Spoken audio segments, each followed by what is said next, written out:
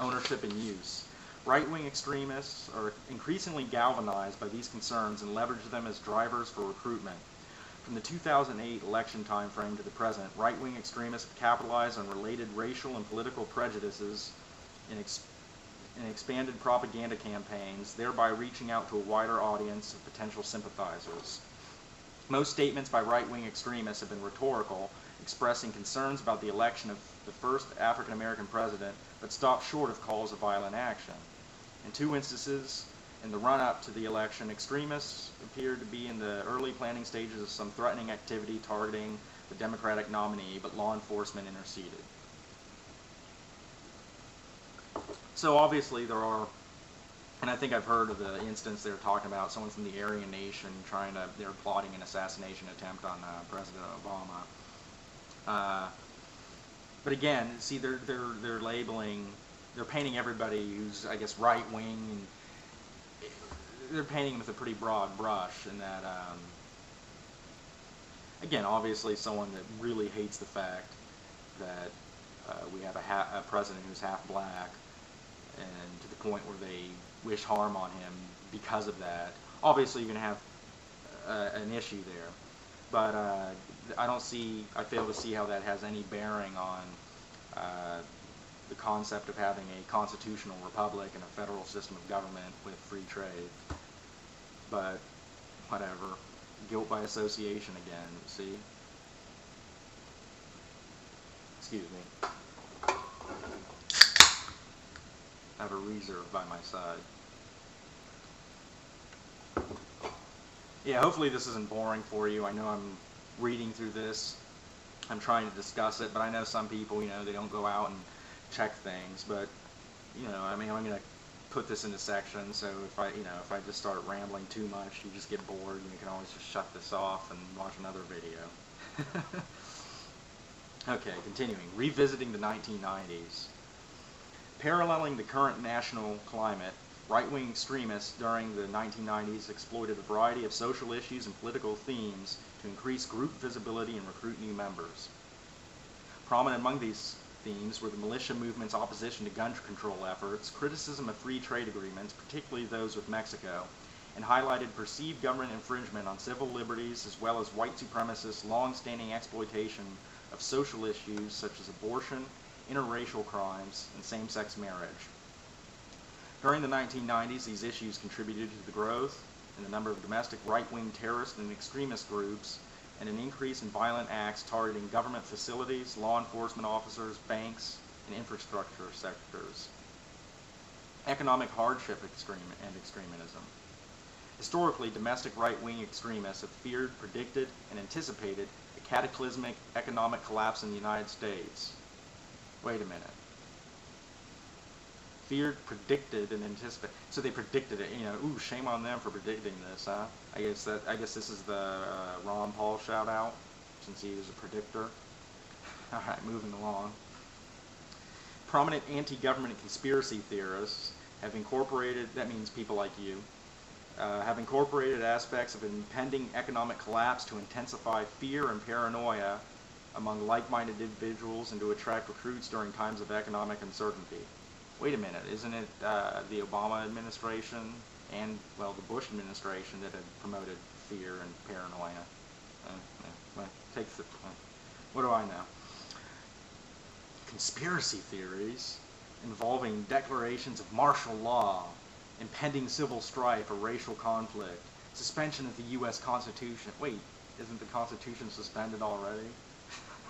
And the creation of citizen detention camps often incorporate aspects of a failed economy.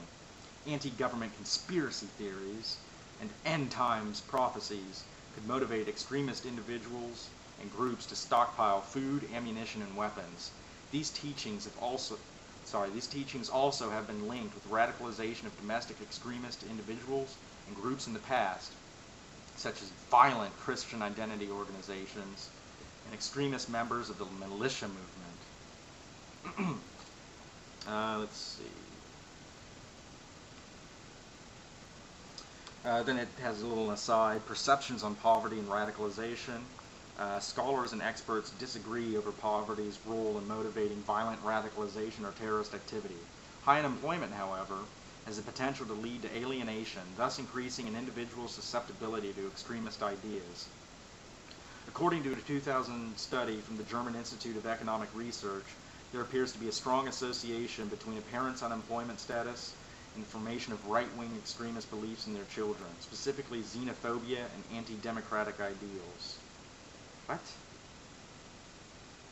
Okay, wait, I mean, I know that we're against, that most of these patriots, we want republic and not a democracy, but usually when they say anti-democratic, is that supposed to be like, wait, are we fascists or are we like constitutionalists? I don't know. Alright, forget that. Going back to race, because the issues of illegal immigration are obviously just racial. I mean, obviously someone who hates Mexicans, Hispanics, they're going to be anti-Mexican immigration, I mean, across the board. But that just counts the fact that there's a lot of people who are against it, maybe based on not only the illegal, excuse me, not only the illegal immigrants that come in that are, not paying their taxes, things like that. I don't want to get into that. But there's also the cultural aspect of, a foreign entity coming in and putting another nation before this one. We can ask Austria-Hungary about the balkanization of a region, and that didn't work out too well for them. So having this cultural divide isn't really a healthy thing. To be honest, multiculturalism, and that's not the same as multiracialism, if that's a fucking word.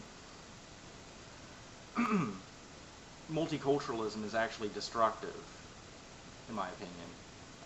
It usually destroys the host culture, and it just causes division.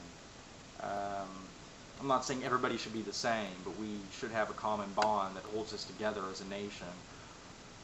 And that's how borders are defined. I mean, that's how you have nation states arise, from that common culture. But, well, we won't get into that. That could be for another video. But that's not synonymous with racism or white supremacy. Not by any stretch of the imagination. Anyway, illegal immigration. Right-wing extremists were concerned during the 1990s with the perception that illegal immigrants were taking away American jobs through their willingness to work at significantly lower wages. They also opposed free trade agreements, arguing that these arrangements resulted in Americans losing jobs to countries such as Mexico. Over the past 5 years, various right-wing extremists, including militias and white supremacists, see Gilby Association, have adopted the immigration issue as a call to action, rallying point, and recruiting tool. Debates over appropriate immigration levels and enforcement policy generally fall within the realm of protected political speech under the First Amendment. But in some cases, anti-immigration or strident pro-enforcement fervor has been directed against specific groups and has the potential to turn violent. Department of Homeland Security assesses that right-wing extremist groups' frustration over perceived lack of government action on illegal immigration has the potential to incite individuals or small groups toward violence. If such violence were to occur, it likely would be isolated, small scale, and directed at specific immigration-related targets. The DHS notes that prominent civil rights organizations have observed an increase in anti-Hispanic crimes over the past 5 years. In April 2007, 6 militia members were arrested for various weapons and explosives violations. Open source reporting alleged that those arrests had discussed and conducted surveillance for a machine gun attack on Hispanics. A militia member in Wyoming was arrested in February 2007 after communicating his plans to travel to the Mexican border to kill immigrants crossing into the United States.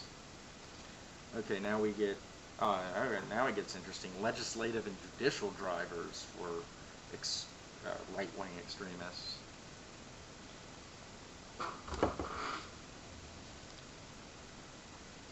Many right-wing extremist groups perceive recent gun control legislation as a threat to their right to bear arms and in response have increased weapons and ammunition stockpiling, as well as renewed participation in